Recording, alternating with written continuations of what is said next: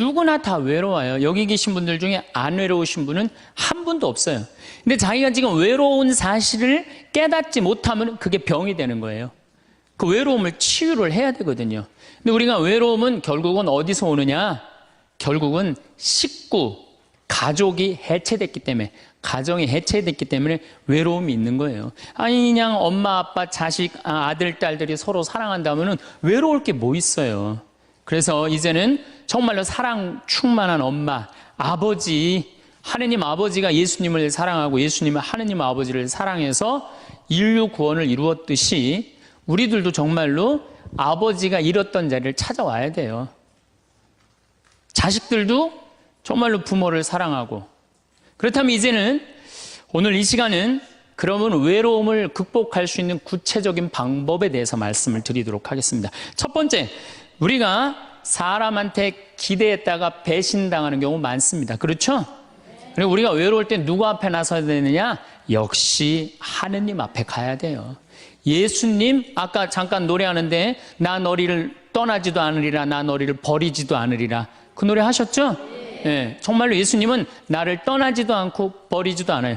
제가 중학교 2학년 때, 중학교 1학년 때 조금씩 뼈가 아프더라고요. 그냥 무릎도 아프고 이 팔도 아프고 뼈가 아프더라고요. 나는 뼈가 아픈 이유가 내가 너무 돌아다녀서 난 아픈 줄 알았어요. 우리 어머니 말씀에 의하면은 태어나서 걸어 다니기 시작하면서부터 돌아다녔대요, 제가. 정말로 제가 많이 돌아다닌 거예요. 정말로 제가 생각해도 우리 어머니가 해가 떨어지기 전까지 내가 집에 들어온 적이 없다는 거예요. 그렇게 돌아다녀서 너무 돌아다녀서 뼈가 아픈 것 보다 그렇게 생각을 했었어요. 근데 중학교 2학년 때 6월 2일 날이에요. 까먹지도 않아요. 아침에 일어나려고 했는데 몸이 안 일어나지더라고요. 딱 보니까 팔도 안 움직여지고 다리도 안 움직여진 거예요. 병원에 가봤더니 루마티스 관절염이라는 거예요. 그래갖고 내가 움직이질 못했어요. 6개월 동안 밥도 손이 오므라져 이제 밥을 먹죠. 걸어 다니지도 못하고. 그래서 학교를 2년을 못 다녔어요. 2년. 총 고등학교 1학년까지 3년을 못 다녔어요. 학교 못 다닐 때 제일 부러운 게 누구냐? 가방 들고 학교 가는 애들이 제일 부러워요. 그럼 아침에 걔네들은 학교 가고 어쨌든 공부를 하든 하루 종일 놀다 오잖아, 학교 가서. 근데 나는 아무도 내 말을 들어주는 사람도 없고 말할 데도 없고 너무 고독한 거죠. 그 외로움이 뭔지를 저는 너무 어렸을 때 알은 거죠. 그래서 해 뜨는 게 싫었어요. 왜냐면 친구가 있어야지. 난 또 수다 떨기 무지하게 좋아했는데 이 수다 떨 놈이 있어야지. 학교 가고 친구가 없는데. 그래서 저는 아침에 해가 뜨면은 어디로 출근을 했느냐면 성당으로 출근을 했어요. 남들은 다 학교 갔지만은 나는 성당이 가까우니까 성당 가서 앉아 있는 거예요. 성당 앉아 있으면 이제 십자가에 계신 예수님한테 말을 걸기 시작하는 거죠. 거기 왜 매달려 있느냐. 그 어린 나이에. 나 얘기할 사람이 누가 있어요? 아무도 없잖아요. 그러다가 또 예수님하고 얘기하다가 지치면은 오르간 노래하고, 그러다 또 성당 의자에서 자고, 그럼 오후 4시 되면은 나는 또 집에 오는 거예요. 그러니까 나한테 내 인생의 학교는 성당이 학교였어요. 그리고 내 선생님은 누구였느냐? 예수님이 선생님이었어요. 근데 처음에는 그게 기도인지 몰랐어요. 그냥 예수님하고 얘기하는 거예요. 나 오늘은 어떻고 저떻고. 근데 그게 어느 날은 1시간도 짧고 어느 날은 2시간도 짧고 어느 날은 10시간 앉아 있어도 시간 가는 줄 모르는 거예요. 어떨 땐 사람하고 얘기하기 싫고 누구하고만 얘기하고 싶어? 예수님하고만 얘기하고 싶은 거예요. 그러면서 중학교 2학년, 3학년, 고등학교 1학년 내내 성당에서 지낸 거예요. 내내. 그런데 이제 내가 몸이 아프니까 사람들은 병신이다, 학교를 안 다니니까 폐륜하다, 또 그냥 비가 오는 날은 그냥 길에서 쓰러지니까 무슨 저기 쓰러지면 간질이다, 별 소리를 다 했죠. 나를 두고. 참 괴롭더라고요. 근데 성당에 와서 예수님한테 하면은 참 예수님은 비밀도 잘 지켜줘. 예수님은 사람들한테 얘기하면 이 사람 저 사람한테 내 얘기 퍼뜨리고 그러잖아요. 예수님은 한번 말하면요 남한테 말을 퍼뜨리질 않아. 예수님은 얼마나 말하기가 좋아요. 그러니까 내 그 가장 외로운 시기에 내 동반자는 누구였느냐? 예수님이었어. 예수님. 그러니까 시간이 지나면 지날수록 내가 누구한테 나의 삶을 의지하고 내 외로움, 고독의 시간에 나와 함께 해줬던 분이 누구였느냐? 예수님이었다는 거죠. 여러분들도요, 인생 살아가면서 어려울 때 있어요. 그런데 엉뚱한데 무당한테 가서 의지하지 말고, 다른 데 가서 의지하지 말고, 내 얘기 언제나 24시간 들어주는 누구한테 의지하면 돼요? 예수님한테. 예수님은 언제든지 날 받아주신단 말이에요. 그리고 나 같은 인간을 어떻게 예수님이 받아줄까 걱정하지 마세요. 예수님은요, 요한복음 4장에 보면요, 그 사마리아의 그 우물가에서 여자를 만났는데 그 여자 5번 이혼한 여자예요. 5 남자하고 살은 여자예요. 여러분들 5 여자하고 살은 5 남자하고 살은 여자 어떨 것 같아요? 저 여자는 5 남자하고 결혼해서 이제까지 5번을 남자를 갈았어. 상대할 것 같아요? 안 할 것 같아요? 안 하죠? 근데 예수님은 그 여자하고요, 인류 구원과 경배를 얘기를 해요. 그러니까 예수님은 안 받아들일 사람이 하나도 없다는 거예요. 모든 사람 다 받아들이는 분이 예수님이에요. 나 같은 죄인도 용서받을 수 있을까요? 그 정도면요, 용서받을 수 없는 사람 한 사람도 없어요. 마르코복음 5장에 보면은 예수님이 회당장 야이로의 딸을 살리러 가요. 근데 당시 유대에서 회당장이라고 그러면은 종교, 교육, 예배, 재판권을 다 가지고 있는 사람이에요. 회당장은 대단한 권한을 가지고 있는 사람이야. 근데 그 딸이 막 죽으려고 그래. 근데 예수님은요, 성서에 보면 어린 나이한테 꼼짝 못 하시는 분이 예수님이에요. 참 어린 나이 좋아하세요. 근데 어린 아이가 죽으려고 그러니까 예수님 바삐 가고 있었어요. 예수님 막 사람들 막 끌려 주위에 많은데 그냥 그 딸을 살리러 간단 말이야. 그런데 예수님이 바삐 가는데 한 여자가 있었어요. 이 여자는 12년 동안 하혈을 한 여자예요. 12년 동안. 당시 유대에서 여자가 피를 흘린다, 그럼 7일 동안 부정하다고 그랬어요. 그리고 피를 흘리는 여자 몸에만 닿아도 저녁까지 부정하다고 그랬어요. 더욱이 레위기 15장에 보면은 여자가 피를 흘리는 내내 부정하다고 그랬어요. 이 여자는 몇 년 동안 피를 흘리냐면 12년을 피를 흘렸어. 그러니까 12년 동안 사람 취급 못 받은 여자예요. 더욱이 이제 내가 이제 병을 고치려고 있는 돈을 누구한테 다 탕진했어? 의사한테 다 탕진하고 돈도 한 푼도 없지. 12년 동안 부정한 여자지. 그리고 이 여자 몸에만 닿아도 이 부정하다고 사람들이 이 여자 근처에도 안 간 거야. 근데 이 여자는 정말 이제 낫고 싶은 거야. 너무너무 낫고 싶은데 예수님이라는 분이 저분은 나를 고쳐줄 거라는 믿음이 있었던 거죠. 그래갖고 그 앞에 나서서 저를 낫게 해주십시오, 이 말을 못했던 거예요. 너무 창피하잖아요. 12년 동안 피 흘린 여자가 사람 취급도 못 받았는데 감히 어떻게 예수님 앞에 나서서 나 지금 피 흘리니까 나 좀 고쳐달라고 얘기를 하겠어요? 그렇지 않겠어요? 그러니까 예수님 가는 뒤에 옷자락만이라도 잡으면 내가 나을 수 있지 않은가. 그래갖고 예수님 옷자락을 잡아요. 근데 사실은 이것도 굉장히 용감한 행동이죠. 왜냐하면 이 여자 몸에 다도 부정한데 이 부정한 여자가 그 거룩한 예수님 옷자락을 잡으니까 이 얼마나 부정한 일이에요. 이 여자가 뒤에서 예수님 옷을 딱 잡은 거야. 근데 싹 나버린 거예요. 기가 막힌 일이 본인한테 벌어진 거죠. 그리고 예수님이 그냥 가면 되지. 뭘 그걸 또 서갖고 또, 기적의 힘이 나간 걸 아시고 찾는 거예요. 나한테 지금 기적의 힘이 나갔다. 그 많은 사람들이 예수님을 밀쳤다고 그러거든요. 근데 저는 이 성서를 읽으면서도 믿음이 있는 사람한테 기적이 일어나는 거죠. 믿음이 없는 사람한테 기적이 안 일어나요. 그 많은 사람이 예수님을 밀쳤는데 다 기적이 안 일어났는데 이 여인에게만 기적이 일어난 거죠. 그 기적의 힘이 빠져나간 걸 이 여인이 믿음이 있었기 때문에 그런 거죠. 찾아요. 어떤 내가 지금 기적의 힘이 나갔다. 누구냐? 그러니까 이 여자가 쭈삣쭈삣 나와요. 주님, 제가 만졌습니다. 이 거룩한 예수님을 12년 동안 피가 흘린 여자가 만진 거야. 그러니 우리 입장에서 보면은 얼마나 기분 나쁠 수 있어요. 부정한 여자가. 내가 지금 동티난다고 그러죠? 회당장 딸을 살리러 가는데 그냥 12년 동안 피 흘린 여자가 그냥 옷을 만졌으니 얼마나 이게. 그래갖고 그냥 혼이 날 줄 알고 이 여자는 두려운 얼굴로 그냥 예수님 앞에 겨우 나섰어. 근데 예수님이요, 한마디 해요. 딸아. 이 여자는요, 그 말 한마디예요. 예수님 옷자락 만져서 자기 몸이 낫고 예수님의 따라 이 한마디로 그동안 12년 동안 무시당하고 소외당했던 마음의 병 싹 난 거예요. 따라, 내 믿음이 너를 살렸다. 그 다음에 예수님이 또 한마디 하세요. 평안히 가거라. 여러분들 아무도 나를 돌아보지 않는다 하더라도, 나를 돌보는 사람이 아무도 없다 하더라도 누구한테 손을 뻗쳐서 옷자락을 잡으면 여러분들은 평안해질 수 있어요? 예수님한테. 딴 데 엉뚱한 데 가서 여러분들 외로움 달래려고 그럴 필요 하나 없어요.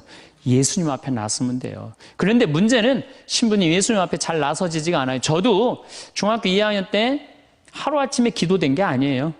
제가 얘기했잖아요. 출근했다고 아침 9시에 학교 간 거지. 성당에 하루 종일 앉아 있었는데 2년을 그렇게 앉아 있었어요. 2년을. 그것도 아침 9시 오후 4시까지. 아무것도 할 일이 없으니까. 뭐 공부를 해 뭐를 해 학교를 안 다니니까 그냥 하루 종일 성당에 앉아 있는 거야. 그 다음에 이 노래가 참 중요해요.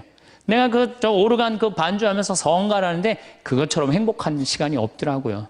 그러니까 여러분들 예수님하고 가까워지려면요, 난 오늘부터 마음 잡고 예수님하고 기도할 거야. 그래갖고 성당에 앉아갖고 탁 기도 무지하게 오래 한 것 같아. 딱 시계 보니까 5분 지났어. 5분. 그건 기도가 아니에요. 예수님하고 오래 머무르는 거, 한 공간 안에서, 그게 기도의 시작이에요. 그래서 그게 한 달, 2달, 3달, 1년, 2년. 그래서 미사가 중요한 거예요.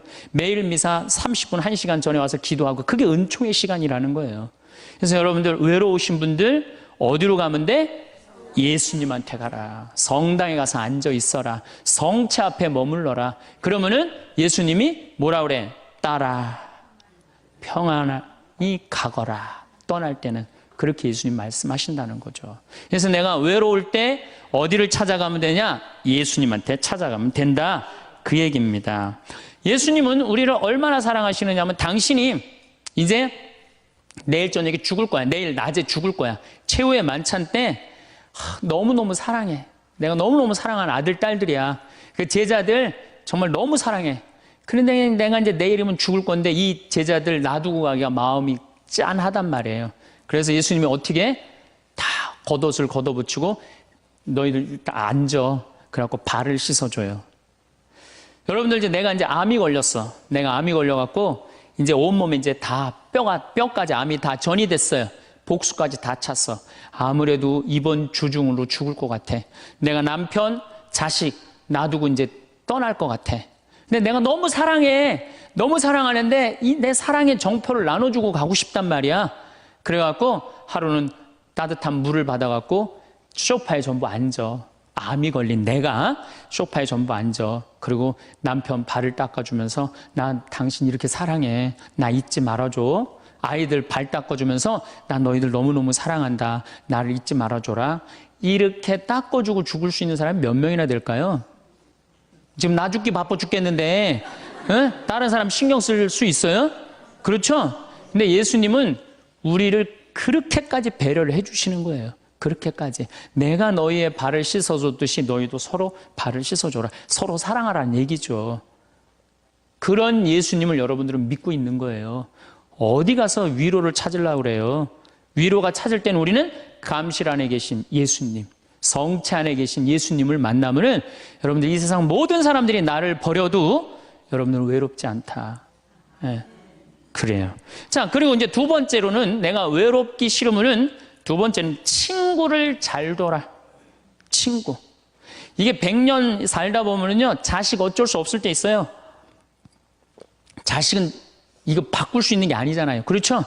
자식은 천륜이야. 뭐, 어떻게 자식. 근데 어떤 내가 할머니들 강의에 자식 어떻게 낳느냐고 그러니까 밑으로 낳다고 그래. 밑으로. 밑으로 놓은 자식을 어떻게 바꿔. 밑으로 놓은 자식을. 남편도요, 말씀드리지만은 지금 60에 바꿔봤자 그게 그거예요. 60에 바꿔봤자. 그런데 친구는 내가 선택할 수 있어요, 없어요? 친구는, 그리고 친구는 이런 이 많은 분들 여기 지금 계시잖아요? 그럼 그 중에 정말로 괜찮은 사람이 눈에 띄어요. 정말로 사람이 진중하고 따뜻하고 편안하고 그런 사람이 있어요. 그럼 그런 사람 친구 하시면 돼요. 우리 인생에 친구처럼 중요한 게 없어요. 여러분들, 내가 부부싸움을 했어. 부부싸움을 해갖고 내가 이놈의 집에서 더러워서 내 못 살겠다. 그래갖고 보따리 싸들고 나왔어. 저녁 8시에. 그래갖고 친구한테 전화하고, 친구야, 나 지금 부부싸움에서 보따리 싸들고 나왔거든? 근데 나 어디 딱히 갈 데가 없는데 나 니네 집에서 오늘 하룻밤만 재워줘. 남편도 있고 자식도 있지만 난 니네 집에서 하룻밤만 재워줘라고 전화할 수 있는 친구가 몇 명이나 될 것 같아요, 여러분들? 몇 명이나 될 것 같아요? 쉽지 않을 거려. 그 집에 남편도 있고 자식도 있는 집에 내가 보따리 싸들고 그 집에 가갖고 하룻밤 자는 거. 그런 친구 3명만 있어도 행복하다는 거예요. 그런 친구 10명 있으면 진짜 행복하다는 거. 영국에서 연구 결과가 나왔어요. 그런 친구 27명 있는 사람이 제일 행복하대요. 근데 그런 사람이 얼마나 돼요? 그러니까 이젠 친구 사귀는 일에 신경을 좀 쓰라는 얘기예요. 저는 내가 이렇게 강원도 평창에서 이제 서울 쪽으로 강의 나올 때 늦게 끝날 때가 있어요. 그럼 나는 내 동창 신부 집에 가서 자요. 그럼 참 고마운 게 동창 신부 집에 가면 동창 신부가 자기 안방을 내줘요. 너 여기서 자라고. 아니야. 나는 뭐 자고 갈 건데. 그러면은 그 동창 신부가 뭐라고 그러냐면은 너는 멀리 강의 다니니까 편안하게 자. 나는 맨날 여기서 자니까 마루에서 자도 돼. 그리고 자기 안방을 내주는 내 그런 친구들을 보면은 난 너무너무 행복한 거. 그런 친구가 있는 게. 제가 이제 강원도 평창에 이제 생태마을 저는 수원교구 신부인데 원주교구에 들어가서 살아요. 뭐 우리 주교님 그냥 또 신부들이 누가 거길 가느냐 반대 많이 했어요. 근데 작년에 우리 생태마을에 25,000명이 왔어요. 굉장히 많이 와요. 그리고 이제 지금 내가 이제 황토 찜질방도 이제 해놔고 이제 더 많이 올 거야, 이제. 우리 생태마을에. 그러면은 여러 주교님들이 그래요.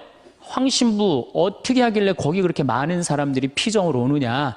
누구 때문에 그러냐? 친구 때문에 그래요. 우리 수원교구 신부님들이 400명이나 돼요, 400명. 그러면 저는 가을만 되면 내가 농사 짓잖아. 우리 된장, 우리 콩으로 내가 매주 직접 띄워갖고 콩, 된장 맛있는 거 떴으면 다 보내줘요. 400명한테. 그리고 김치 담아갖고 다 보내줘요. 택배로. 다 보내줘요. 내가 농사진 김치다. 맛있게 먹어라. 올해는 청국장 가루 다 한 통씩 보내줘요. 신부님들한테. 사나이가 갑바가 있어야지 말이지. 그리고 내가 이렇게 편지해갖고 다 보내줘요. 그래갖고 매년 내가 농사 짓는 그 결과물을 내 사랑하는 동료 신부님들 400명한테 다 보내준단 말이에요. 그러면은 1월달, 2월달에 이제 주일학교 선생님들이 신부님, 올여름에 우리 주일학교 여름 피정 어디로 보낼까요? 평창.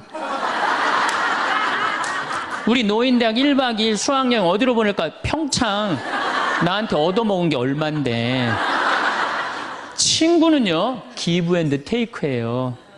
여러분들 정말로 저 사람이 괜찮으면요, 여러분들 뭔가를 선물을 하셔야 돼. 시간도 선물하고. 그렇죠?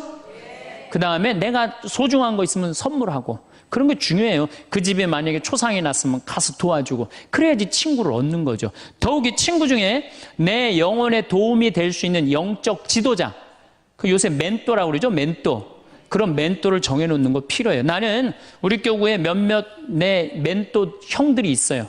난 답답하고 그럴 때 그 형들한테 내 속 얘기하면은 참 얘기를 잘해줘요. 그래서 그 형들하고 얘기하는 게 너무너무 좋아요. 난 그래서 얘기해. 당신 내 멘토라고. 이 세상에 혼자 잘난 사람은 하나도 없어요. 그러니까 여러분들 또 내가 당신 내 정신적인 지도자로 삼았으면 좋겠다. 영적인 스승으로 삼았으면 좋겠다. 그러면 거절하는 사람 없어요. 만약에 거절하면 그건 자격 없는 사람이고. 그래? 내가 부족하지만 네 인생의 멘토가 돼줄게. 이러면 우리 인생이 풍요로워지는 거예요. 여러분들 이 스킨스쿠버 바다에 들어가는 거 아시죠? 제가 그 스킨스쿠버라는데 바다에 들어갈 때 절대 혼자 들어가지 못하게 해요. 바디라고 짝이 들어가요. 짝. 왜냐하면은 바다에 들어가려면은 호흡기 껴야 되죠. 그 다음에 안경 껴야 되죠. 그 다음에 BC 자켓 있죠. 산소호흡기 이거 뒤에 공기통 매달고 들어가죠. 바다에 들어가면 아무것도 안 보여요. 그러고 혹시 낚싯바늘에 걸리면 죽어요. 그런데 짝이 따라 들어가면요, 칼을 차고 들어가서 낚싯바늘 걸리면 탁 끊어주면 금방 살아요. 우리 인생이라는 이 험한 세상을 살아가면서 내가 낚싯바늘에 걸려 있을 수 있잖아요. 그렇죠? 근데 그걸 누가 쉽게 봐줘요? 친구가 쉽게 봐줘요. 그런 친구를 우리는 사귀어야 된다는 거예요. 그래서 여러분, 그런 친구 얼마나 있어요? 만약에 없다면 오늘부터 사귀세요. 오늘부터 찾으세요. 지금 60에 사귀어도 늦지 않아요. 60에 사귀어도 110살까지 50년 동안 친구할 수 있어요. 그럼요, 얼마든지 할 수 있어요. 그래서 좋은 친구들 지금부터 사귀는 거. 그래서 저는 우리 생태마을에 많은 분들이 찾아와요. 제가 아무리 바쁘긴 하지만은 가능한 한 나를 찾아오는 분들한테 소중하게 대하려고 그래. 왜? 그분들이 내 인생의 풍요니까. 많은 좋은 사람들을 사귀는 것처럼 즐거운 일은 없다는 거죠. 신부님, 인간이 얼마나 치사한 줄 압니까? 그래서 나는 아무 도움도 안 받고 아무 도움도 청하지 않고 나는 혼자 살아갈 겁니다. 그 사람 외로울 것 같아요? 안 외로울 것 같아요? 외로울 수밖에 없죠. 담은 자기가 쌓는 거예요. 예수님은 제자들, 그렇게 친한 제자들 어떻게 했어요? 3년 동안 그렇게 동고동락했는데 마지막에 배반했어요? 안 배반했어요? 그 정도 배반하고 갔으면 여러분들 정말로 친한 친구가 나 죽기 직전에 배반했어. 다 도망가 버렸어. 근데 내가 다시 구사일생으로 살아났어. 그럼 나 배반하고 돌아간 놈들, 또 떠나간 놈들 다시 만날 것 같아요? 안 만날 것 같아요? 안 만나죠? 근데 예수님은요, 다시 살아나고 난 다음에 그 제자들 다시 불러요. 나하고 다시 사업 시작하자. 구원 사업 다시 시작하자. 친구는요, 원래 내 돈도 떼어먹고 배반도 하고 그러는 게 친구예요. 일생 살면서. 어떻게 내 마음에 딱 맞는 사람들만 친구할 수 있어요. 그래도 예수님은 그 자기 버리고 도망간 제자들 다시 불러서 구원 사업 다시 시작하셨어요. 그래서 여러분들 혹시 여러분들이 좀 힘든 사람이 있다 하더라도 결코 인연 끊지 말라는 거예요. 그래서 그대 그런 사람을 가졌는가? 황석헌이라는 분이 시를 쓴 거예요. 참 내용이 좋아요. 말리길 나서는 길 처자를 내맡기며 맘 놓고 갈 만한 사람, 그 사람을 그대는 가졌는가? 온 세상이 다 나를 버려 마음이 외로울 때에도 저 마음이야 하고 믿어지는 그 사람을 그대는 가졌는가? 탔던 배 꺼지는 시간 구명 때 서로 양보하며 너만은 제발 살아다오 할 그 사람을 그대는 가졌는가? 불이 사형장에서 다 죽어도 너희 세상 빛을 위해 저 사람만은 살려두거라 일러줄 그 사람을 그대는 가졌는가?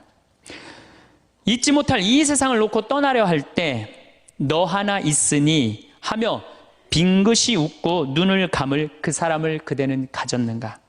온 세상의 찬성보다도 아니라고 말하며 가만히 머리 흔들 그 한 얼굴 생각에 알뜰한 유혹을 물리치게 되는 그 사람을 그대는 가졌는가?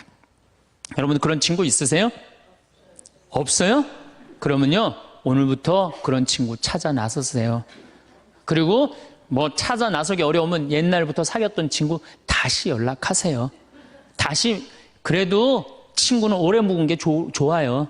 그런 과거에 있는 친구들 다 잊지 말고 다시 찾아서 만나면요 옛날부터 사귀었던 친구는 다시 처음부터 시작할 수 있어요. 얼마든지. 그래서 내가 연락 안 하고 사는 사람 굉장히 불쌍한 사람이에요. 친구들하고 연락 잘하고 사세요. 그 유한진 씨가 질환지교를 꿈꾸며라는 이 조그만 글을 써놨는데 이건 참 유명한 글이죠. 참 좋은 것 같아요. 제가 읽어드릴게요. 저녁을 먹고 나면 허물없이 찾아가 차 한 잔을 마시고 싶다고 말할 수 있는 친구가 있었으면 좋겠다. 입은 옷을 갈아입지 않고 김치 냄새가 좀 나더라도 흉보지 않을 친구가 우리 집 가까이에 살았으면 좋겠다. 비 오는 오후나 눈 내리는 밤에도 고무신을 끌고 찾아가도 좋을 친구. 밤 늦도록 공허한 마음 놓고 열어 보일 수 있고 악의 없이 남의 얘기를 주고받고 나서도 말이 날까 걱정되지 않는 친구가. 사람이 자기 아내나 남편, 제 형제나 제 자식하고만 사랑을 나눈다면 어찌 행복해질 수 있을까? 영원히 없을수록 영원을 꿈꾸도록 서로 돕는 진실한 친구가 필요하리라. 이런 친구 우리 필요해요. 그래야지 인생이 외롭지 않죠. 난 친구 하나도. 그래서 저는 요즘 제가 뭐 강의한다고 요새 전국에 돌아다녀갖고 정말로 동창들을 잘 못 만나요. 그래서 정말로 내가 요즘 갈등하고 있는 게 있어요. 내 이제 동창 신부들이 이제 친한 신부들이 골프를 많이 쳐요. 이제 나이도 이제 50이 다 돼가니까. 그래서 나도 그 친구들하고 사귀려면은 그 친구들하고 시간을 같이 보내려면 골프를 쳐야 되겠다. 이런 생각을 하고 있어요. 그래갖고 이제 골프채도 내 아주 친한 형이 나 하나 선물해 줬어요. 골프채를 선물해줘갖고 이제 골프를 쳐야 되겠다 마음을 굳게 먹고 있는데 이놈은 강의가 너무 많아갖고 나는 골프를 간절히 치고 싶어요. 골프를 치고 싶어서 치는 게 아니고 내 친구들하고 어울리고 싶어서 치고 싶어요. 근데 바빠서 지금 못 치고 있는데 내년에는 어떻게 해서든지 한번 내가 쳐보려고 그래요. 이제 누구 때문에? 친구 때문에. 친구는요 그런 얘기 있죠. 나이를 먹을수록 친구 돈으로도 사라는 거예요. 돈으로라도. 나이를 먹으면 여기 나이 드신 분들 입은 다물고 지갑은 열으라고 그러잖아요. 그래갖고 젊은 사람들 친구 많이 사귀는 것도 중요한 거예요. 그냥 안 쓰고 그냥 가만히 뒷방에 그냥 끌어안아갖고 돈 많이 남겨놓으면요 자식들 서로 싸우기나 해요. 그러니까 여러분들 마음껏 쓰시다가 그리고 돌아가시는 게 훨씬 나은 거예요. 그렇다면은 이제 첫 번째는 우리가 하느님한테 예수님 앞에 나설 때 외롭지 않아요. 두 번째는 친구가 중요해요. 친구를 많이 사귀어 두세요. 세 번째는 내가 외롭기 싫으면요 봉사활동을 하세요. 여러분들 왜 나 찾아오는 사람 하나도 없지? 여러분들이 찾아가시면 되잖아요. 그렇죠? 중증 장애자들 시설에 가보세요. 여러분들 도움 필요한 사람들 참 많습니다. 고아원회를 가든지 양로원을 가든지 우리가 할 수 있는 일이 너무너무 많아요. 성당에서도 내가 집 밖에 안 나가면 외로울 수밖에 없어요. 단체에 가입을 하세요. 레지오. 레지오 가입하면 얼마나 좋아요. 가갖고 거긴 봉사활동도 일주일에 1시간, 2시간 나가게 돼 있잖아요. 의무적으로. 그거 얼마나 좋아요. 근데 이 레지오 갔는데 너무 마음에 안 들어. 그 단원들이. 그럼 옮기세요. 다른 레지오로. 거기서 괜히 머리 터지게 싸우지 말고. 다른 레지오로 옮겨요. 그 레지오도 갔는데 거기도 마음에 안 들어. 그러면 성가대로 옮겨버려요. 성가대로. 성가대 갔는데 거기도 사람들이 나를 안 받아들이고 내가 왕따 당하는 것 같아. 그럼 연령회로 옮기세요. 연령회로. 연령회를 갔는데 거기도 마음에 안 들어. 그러면은 정신병원에 한번 가보세요. 정신병원에. 그거는 아주 심각한 문제가 있는 거니까. 하지만은 어쨌든 내가 어떤 단체에든 내가 가입을 하고 봉사활동을 하기 시작하면요 외로움은 훨씬 덜한 거예요. 내가 담을 쌓아놓고 내가 바깥에 나가지 않기 때문에 외로운 거지 우리 도움을 필요로 하는 사람들이 얼마나 많은데요. 그래서 세 번째 외롭기 싫으면은 봉사활동을 하거나 단체에 가입을 해라. 네 번째 외롭기 싫으면요 잘 놀아야 돼요. 참 중요한 겁니다. 잘 노르셔야 돼요. 하느님 6일 일하고 7일째 쉬셨어요? 안 쉬셨어요? 예수님 노는 거 참 좋아하시는 분이에요. 예수님 항상 어울려 다니길 좋아하셨어요. 어울려 다니길. 항상 잔치집, 집집마다 그냥 돌아다니면서 그냥 잔치집마다 가서 축하해주고 혼인집에 가서 축하해주고 예수님 참 잘 노르셨어요. 그리고 예수님은 그 12제자 친구들하고 노는 걸 참 좋아하셨어요. 그러니까 우리가 노는 게 중요해요. 그래서 여러분들도 잘 노세요. 저는 내가 골프는 아침부터 저녁까지 시간을 버야 돼서 그렇지만 잠깐은 잘 놀아요. 전 뭐 야구장도 좋아하고 제가 지난번에 미국에 강의를 갔는데 그 바쁜 스케줄 중에서도 뉴욕에 강의를 갔는데 내가 거기서 부탁한 게 하나 있어요. 뭘 부탁했느냐면 뉴욕 양키즈 야구장 가고 싶다고. 그래서 아예 한국에서 떠나기 전에 예약을 미리 해놨어요. 그래갖고 뉴욕 양키즈 그 강의 끝나고 가서 야구 구경했어요. 근데 그날 마침 박찬호 선수가 공 던지러 나왔더라고요. 그래서 내가 그거 보고 사인볼도 받아왔다니까요. 그 바쁜 와중에도. 그래서 저는 스킨스쿠버 하죠. 볼링 하죠.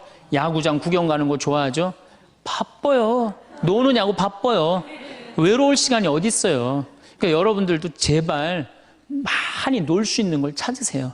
신부님 무슨 돈으로? 애 휴학시키고 그 돈 가지고 놀아요. 괜히 그냥 애 그냥 힘들게 그냥 공부도 못하는 거 그냥 대학 나와도 취직도 안 되는 대학 괜히 돈 쏟아붓지 말고 그 돈 가지고 애하고 여행이나 다니는 게 훨씬 나을 수도 있어요. 어떻게 보면은. 그래서 잘 놀아라.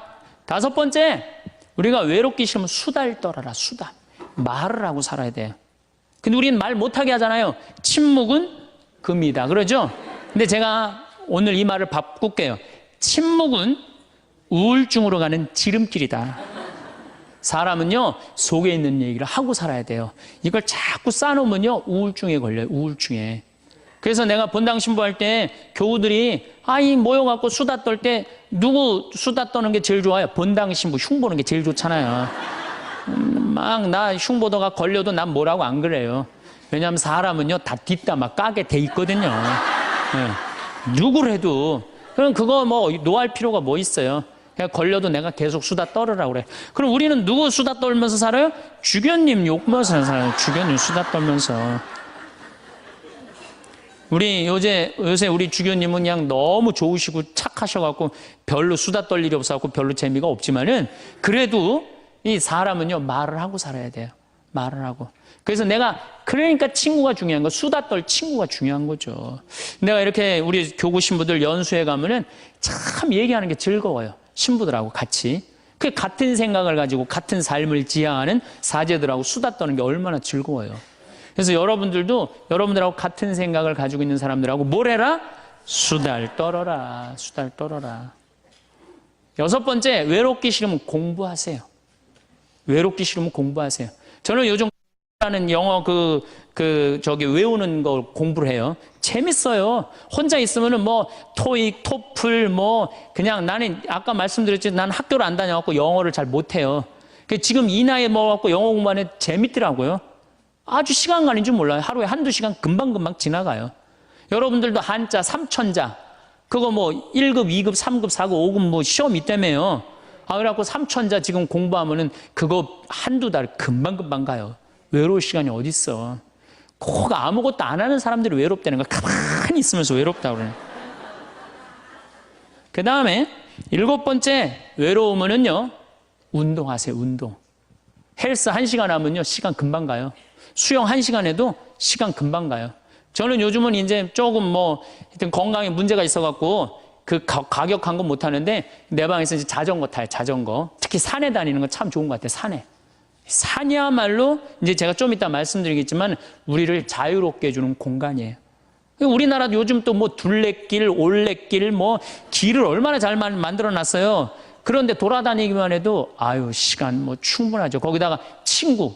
만약에 친구 없으면 묵주 들고 다니면 되잖아요. 네? 묵주 들고 다니면 되잖아요. 그 외로울 시간이 어디 있어요. 8번째, 외롭기 싫으면은 웃어라. 웃음은 제가 보기에는 우리 인생을 타파하는, 어려움을 타파하는 가장 좋은 약입니다. 여러분들 막 웃을 때 아이고 배야 그러고 웃을 때 많죠? 아이고 배야 막 배를 움켜쥐고 웃을 때 장이 움직인대요. 그럼 그 장이요, 장약 100번 먹는 것보다 낫다는 거예요. 여러분도 아까 오전에 제 강의 들으면서 많이 웃었죠? 배고팠어? 안 배고팠어요? 배고팠죠? 그만큼 웃는 게 좋은 거예요. 성모님은요, 내 영혼이 주님을 찬송하며 내 마음 주님 생각 내 마음 기뻐 뛰노나이다. 항상 기쁨이 중요한 거예요. 그러니까 웃으면 행복해지게 돼 있어요. 그런데 제가 어딜 강의를 다녀도 내 강의 안 웃는 사람이 있어요. 인상 딱 쓰고 2시간 내내. 그분은 외로운 거예요. 외로운 거예요. 여러분들 주위에 이렇게 친구들 중에 대화하는데 안 웃고 인상 딱 구기고 가만히 있는 친구 보면 나중에 그 친구 딱 나타나면 어떻게 해요? 전부 다 흩어져요. 흩어지고 그 친구 5m 옆으로 다 떠나요. 그리고 다시 그 친구를 빼고 무리가 형성이 돼요. 무슨 얘기냐? 여러분들이 다른 사람한테 마음을 열고 반짝반짝 웃어줄 때 여러분들 행복할 수 있다는 거예요. 그 다음에 9번째, 이게 진짜 중요합니다. 자기 자신한테 잘해주면 돼요.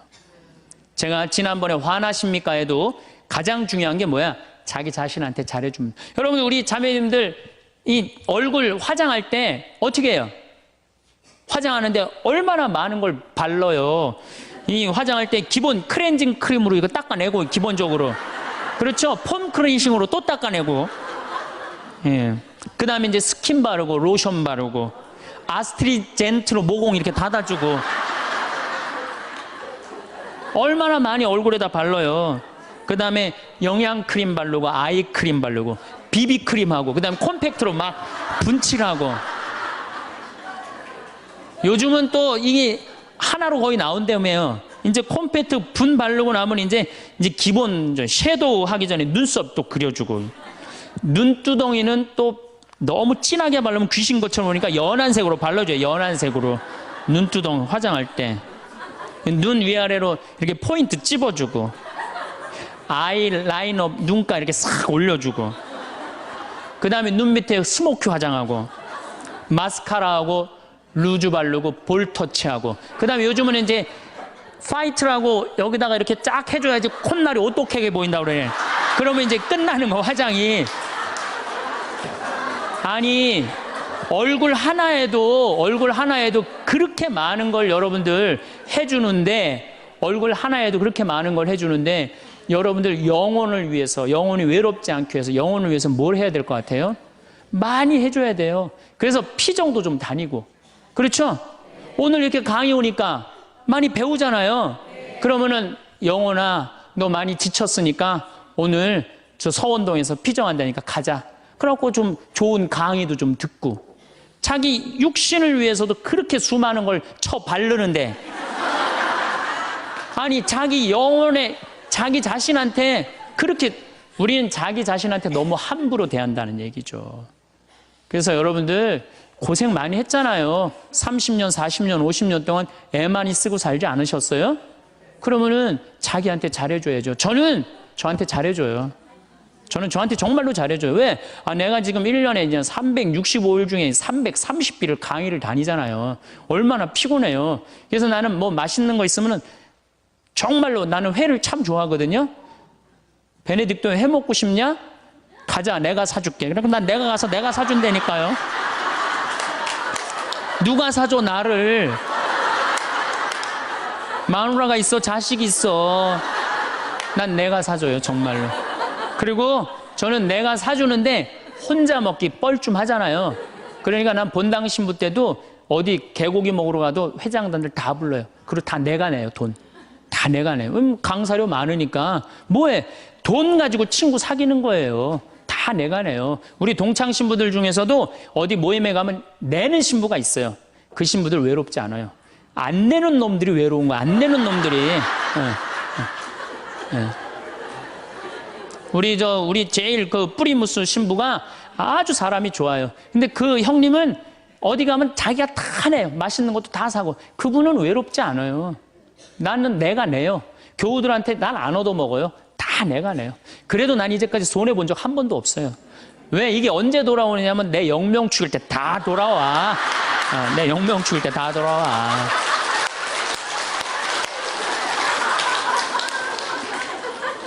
인생은 기브 앤드 테이크예요. 내가 줄 때 내가 받는 거지, 내가 안 쓰면은요, 난 외로운 거예요. 그래서 나눌 줄 알아야 돼, 나눌 줄. 그래서 자기한테 잘해주라는 거. 제가 예수 마음 피정이라는 걸 한번 가봤는데 참 좋더라고요. 여러분들도 그런 피정도 지금 뭐 저쪽 어디 저 일산 쪽에서 그런 피정이 있거든요. 우리나라의 좋은 피정들 주보에 보면 얼마나 많이 나와요. 그렇죠? 그러면 야, 영혼아, 너 30년 40년 동안 너무너무 힘들게 살았으니까 내가 너 이번에 피정 시켜줄게. 가자. 그래갖고 등록하세요. 그래서 갔다 오세요. 우리 생태마을도 생태피정이라는 게 있어요. 그래갖고 저기 모종내도 보고, 오이도 따보고, 그런 피정. 그럼 그런 거 딱 찾아갖고, 그런데 피정 2박 3일 동안 자연 안에서 머무르고, 자기한테 투자하세요. 신부님 무슨 돈으로? 애 휴학시키면 됩니다. 10번째, 제일 중요합니다. 계속 중요하죠.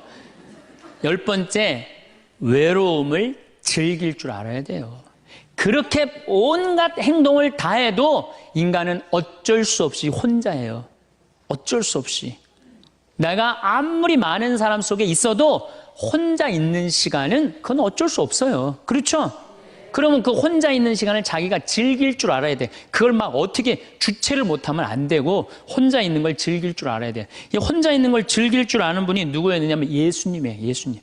예수님 철저하게 외로움을 즐길 줄 아십니다. 예수님 구원 사업 시작하기 전에 40일 동안 단식하세요. 광야에 나가갖고 혼자 40일 동안. 그래서 여러분들도 이제 한 60년 이렇게 애썼으면은 40일 동안 보따리 싸들고 어디 광야에 가갖고 탁 좀 자기가 혼자 머무를 줄 알아야 돼. 자기 여행도 가고 아니면은 그 각 수도원이나 뭐 피정집들 많잖아요. 그런 데 가고 혼자 내가 이제까지 살아온 거 한번 쭉 글 쓰면서 내가 이제까지 태어나서 지금까지 아팠던 일, 즐거웠던 일, 행복했던 일 쫙 적어보고 앞으로 또 한 30, 40년 또 있는 인생 어떻게 살 거냐, 뭘 하고 싶어. 요즘 뭐 텔레비전에 뭐 남자가 죽기 전에 뭐 해야 될 101가지 뭐 이런 게 있잖아요. 그럼 나는 내 인생에 남은 건 뭘 할 건가? 혼자 그런 시간을 가져야 된다. 예수님은 구원 사업 시작하기 전에 바로 40일 동안은 혼자 머무르셨다는 거예요. 그리고 예수님 마르코복음 1장에 보면 전도 여행 시작하기 전에 예수님 혼자 계세요. 다음 날 새벽 아침 캄캄할 때 예수님께서는 일어나 외딴 곳으로 나가셔 그곳에서 기도하셨다. 구원 사업 시작하기 전에 예수님이 하시는 건 뭐야? 조용히 일찍 일어나갖고 외딴 곳에 가서 기도하시는 거예요. 그러니까 혼자 머무르는 걸 두려워하지 않으셨다는 거예요. 그러니까 여러분들도 혼자 있는 시간을 두려워하실 필요 하나가 없어요. 예수님은 굉장히 고독하셨죠. 그러나 그 고독을 이겨내는 방법을 아셨죠. 예수님은 제자들을 뽑으실 때도 루카복음 6장 12절에 그 무렵 예수님께서는 기도하시려고 산으로 나가시어 밤을 새우며 하느님께 기도하셨다. 그리고 날이 새자 제자들을 부르시어 그들 가운데 12를 뽑으셨다. 이 제자들 뽑는 일 정말로 예수님 인생에 중요한 거였거든요. 그렇게 중요한 예수님이 정말로 제자들을 뽑으면 밤을 새워서 기도했다는, 밤을 새워서. 여러분들 밤 새워서 기도하신 적이 얼마나 되세요? 요즘 밤샘 기도 많잖아요. 여기 동성고등학교도 있고 저 삼성산에도 있고. 그럼 가갖고 좀 한 번쯤은 그런 시간을 좀 가질 필요가 있지 않느냐. 그래서 혼자 머무르는 걸 두려워하지 마시고 혼자 머무르는 걸 즐길 줄 알아야 된다는 얘기죠. 우리 주님께서 그렇게 하셨잖아요. 우리 주님께서. 그리고 예수님 마태복음 5장에 5천 명을 먹이신 대단한 기적을 하세요. 예, 하지만 기적 후 예수님은 군중을 돌려보내신 뒤 예수님께서는 따로 기도하시려고 산에 오르셨다. 그리고 저녁 때가 되었는데도 혼자 거기에 계셨다. 저녁 때가 돼도 어디 머무르는 걸 좋아하셨어요? 산에 머무르는 걸 좋아하셨다는 거예요. 그래서 여러분들 가능하면 산에 많이 다니세요. 돛 닦는 사람들은 산에 가서 닦는 거 원래. 돛 닦는 사람들은. 그래서 다 우리 절은 다 어디가 있어요? 산에 있잖아요. 돛 닦는 거. 근데 꼭 여러분들은 뭐 산에 들어갈 수는 없으니까 매일 산에 오르시는 거. 시간 많잖아요. 우리 할머니들 했던 뭐해? 아무것도 할 일 없죠? 네. 그래갖고 우리 할머니들 나한테 그런 소리 하는 할머니들 많아요. 신부님 잠이 안 와요. 당연히 잠이 안 오죠. 아침에 일어나고 그냥 하루 종일 쭈그리 앉아갖고 텔레비전만 계속 한 번도 안 움직이고 텔레비전 계속 보고 있는데 잠이 오겠어요? 저녁에 잠이 안 오는 거. 움직이라는 거예요. 산에 가서. 관악산, 이거 가깝잖아요. 관악산에 올라가고 꼭대기 올라가고 그 밥도 공짜로 주잖아요. 절에서. 네. 딱 거기 올라갔다 외로울 시간이 어디 있어요. 저는 제가 강원도 평창 생태마을에 들어가서 산 지 6년 돼. 6년이 되는데 사실은 신부는 본당 신부가 최고 행복해요. 제일 행복해요. 그런데 딱 저녁에 뭐 피정을 많이 오지만은 딱 저녁 강의 미사 딱 끝나고 나면 저녁 먹고부터는 아무도 나 찾아오는 사람 없어요. 본당 신부는 저녁에 사목회도 있고 무슨 주일학교들 교사들 뭐 자기 뭐 상담 혼인 상담 뭐 또 이제 장례도 나면 그냥 초상집도 가고 아유 저녁에 외로울 시간은 어디 있어요. 근데 저는 이제 그런 게 아무것도 없으니까 해가 지고 나면요 아무도 날 찾아오는 사람이 없어요. 그리고 우리 생태마을은 불빛이 없어요.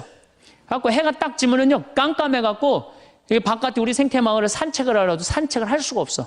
내 다리가 보여야지 산책을 할 거 아니야. 내 다리가 보여야지. 그래갖고 그냥 저녁에 해만 지면 내 방에 딱 있는 거예요. 처음 한 3개월, 5개월은 힘들더라고요. 혼자 있는 게. 그런데 그게 이제 훈련을 하기 시작했어요. 혼자 있는 시간. 저녁 시간, 운동. 제가 운동하는 거 좋아하니까 운동하고. 그 다음에 저녁 시간 혼자 글도 쓰고. 그래서 책도 2권 썼잖아요. 네, 글도 쓰고. 그 다음에 제가 야구 구경 좋아하니까 텔레비에서 야구 구경도 하고.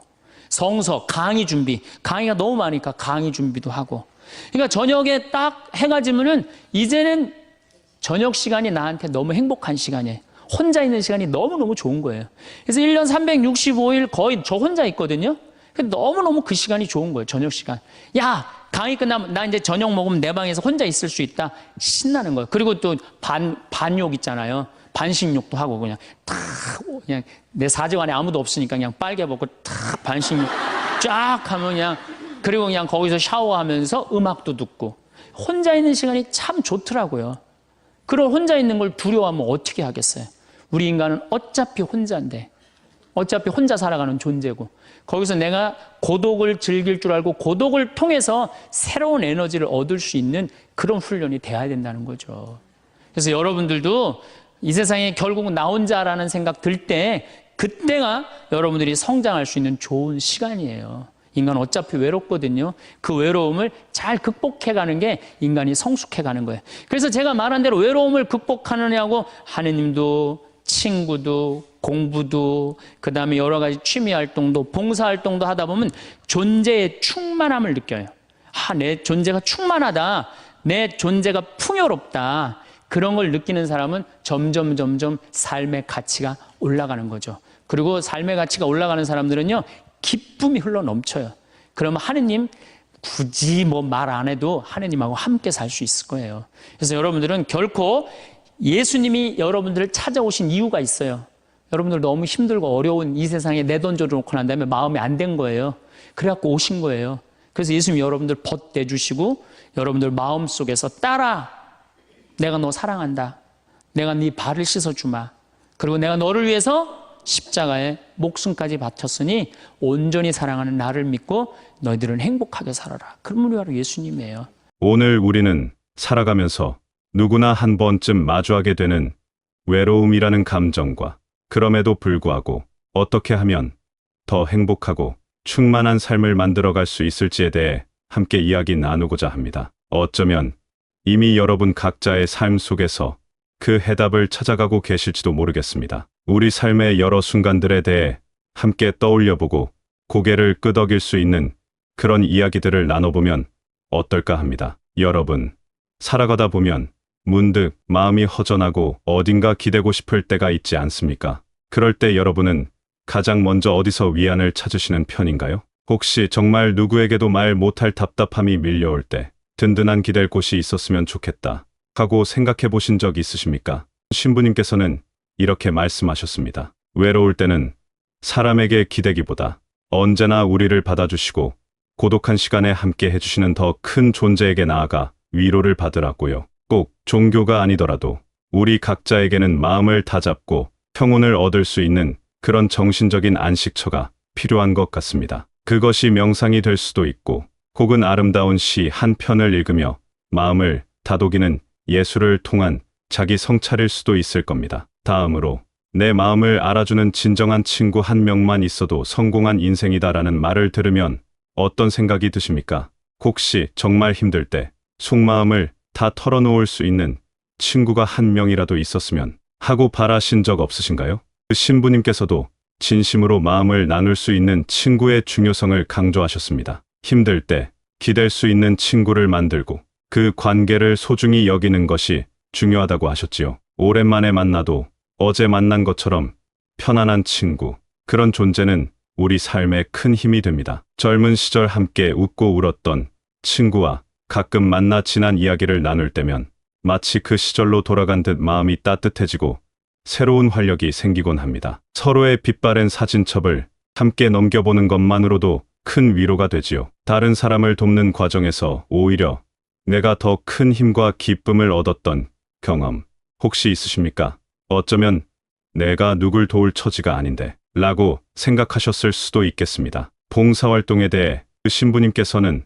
다른 사람을 도우면서 자신의 외로움을 잊고 삶의 의미를 찾을 수 있다고 하셨습니다. 거창한 일이 아니어도 좋습니다. 주변의 이웃에게 작은 도움을 건네거나 내가 가진 작은 재능을 나누는 것만으로도 우리는 삶의 보람을 느끼고 내면의 충만함을 경험할 수 있습니다. 예를 들어 동네 도서관에서 아이들에게 책을 읽어주는 일이나 평생 갖고 온 정원 가꾸기 솜씨를 이웃과 나누는 것도 아름다운 나눔일 겁니다. 실제로 은퇴 후 경로당에서 어르신들께 스마트폰 사용법을 알려드리던 어떤 분은 처음에는 작은 도움이라 생각했지만 배우시는 분들의 빛나는 눈빛과 고맙다는 진심, 어린 인사에 오히려 본인이 더 큰 감동과 삶의 에너지를 얻었다고 합니다. 여러분, 혹시 이 나이에 뭘 더 즐기겠다고 하시면서 스스로 즐거움을 제한하고 계시지는 않습니까? 어린 시절,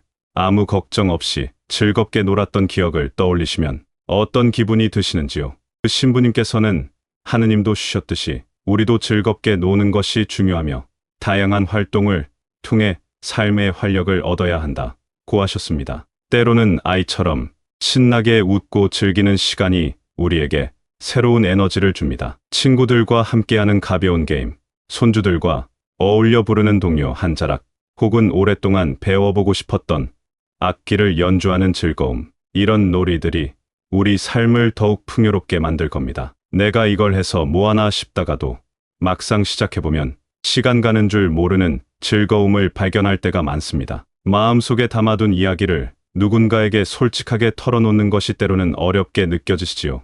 혹시 내 이야기를 한다고 해서 누가 제대로 들어줄까? 괜히 짐만 되는 건 아닐까 하는 생각에 망설이신 적은 없으십니까? 그 신부님께서는 마음속 이야기를 털어놓고 다른 사람들과 소통하는 것이 우울증을 예방하고 외로움을 해소하는데 도움이 된다고 설명하셨습니다. 가까운 친구나 가족에게 혹은 편안하게 느껴지는 누구에게든 자신의 생각과 감정을 이야기하는 것만으로도 큰 위안을 받을 수 있습니다. 따뜻한 차 한 잔을 앞에 두고 나누는 담소의 힘은 생각보다 큽니다. 때로는 그저 들어주는 것만으로도 큰 힘이 되기도 합니다. 배움에는 끝이 없다는 말을 들으면 이제 와서 뭘 더 배울 수 있을까 하는 생각이 먼저 드시나요? 하지만 혹시 마음 한구석에는 나도 한번 저걸 배워볼까 하는 작은 호기심이 남아있지는 않으십니까? 그 신부님께서는 새로운 것을 배우는 것은 시간을 보내고 외로움을 잊는 좋은 방법이라고 제시하셨습니다. 외국어 한두 마디를 익혀 여행지에서 사용해보거나 평소 관심 있던 역사 이야기를 더 깊이 알아보는 것, 또는 스마트폰 활용법을 배워 손주들과 더 가깝게 소통하는 것, 모두 훌륭한 배움입니다. 새로운 지식은 우리에게 성취감과 함께 삶의 새로운 창을 열어줄 수 있습니다. 제 주변의 한 어르신은 7순이 넘어 그림을 배우기 시작하셨는데 처음에는 붙잡는 것도 어색해 하셨지만 지금은 당신의 작은 뜰악에 핀 꽃들을 화폭에 담으며 매일 설렘을 느낀다고 하십니다. 그분 말씀이 배움은 나를 젊게 만든다고 하시더군요. 여러분, 몸을 움직이는 것이 좋다는 건 알지만 막상 실천하려면 쉽지 않을 때가 많지요. 혹시 오늘은 좀 쉬고 내일부터 하자고 다짐했던 날들이 얼마나 되시는지, 어쩌면 저만 그런 것은 아닐 겁니다. 그 신부님께서는 규칙적인 운동은 신체적, 정신적 건강에 긍정적인 영향을 미치며 외로움을 느낄 틈을 없애준다고 하셨습니다. 매일 아침 가벼운 산책을 하거나 친구들과 함께하는 스트레칭 교실에 참여하는 등 몸을 꾸준히 움직이는 것은 우리 마음에 활력을 불어넣고 긍정적인 에너지를 채워줍니다. 처음에는 조금 힘들더라도 땀 흘리고 난 뒤의 상쾌함은 무엇과도 바꾸기 어렵습니다. 웃음은 최고의 보약이다 라는 말, 다들 동의하시는지요?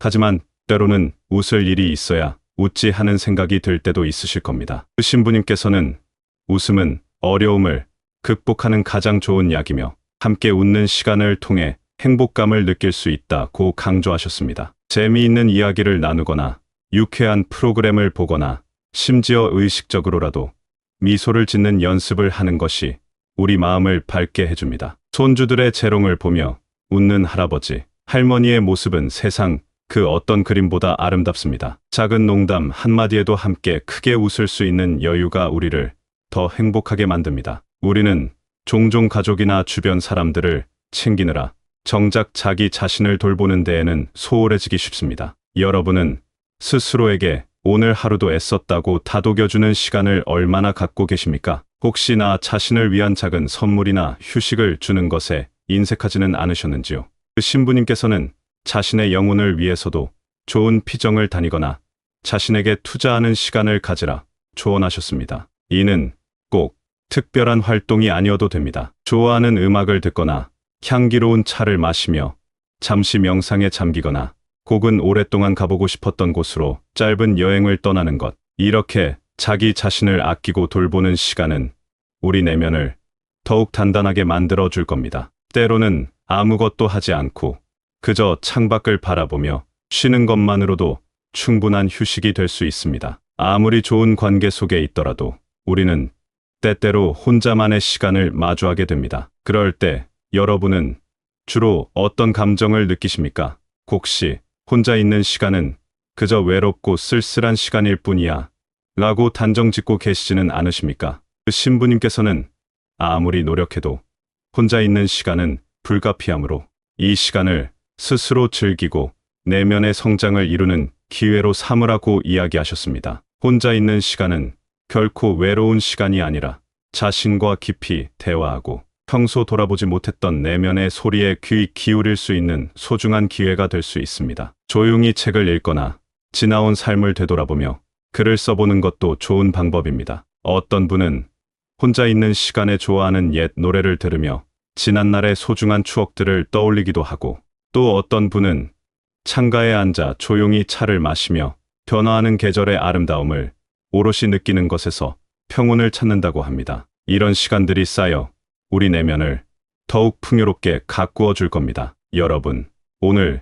우리가 함께 나눈 이야기들이 어떠셨는지 궁금합니다. 이 모든 방법들은 결국 우리가 삶의 주인이 되어 외로움이라는 감정마저도 긍정적으로 끌어안고 하루하루를 더욱 의미 있고 행복하게 만들어가기 위한 노력의 일환일 겁니다. 중요한 것은 이러한 방법들을 머리로만 아는 것이 아니라 작은 것 하나라도 직접 실천해 보는 것이라고 생각합니다. 우리 모두는 각자의 자리에서 삶의 지혜를 터득하며 살아가고 있습니다. 서로의 경험을 나누고 격려하면서 오늘보다 더 나은 내일을 함께 만들어갈 수 있기를 바랍니다. 여러분의 삶 속에 늘 건강과 행복이 가득하시기를 응원합니다. 감사합니다.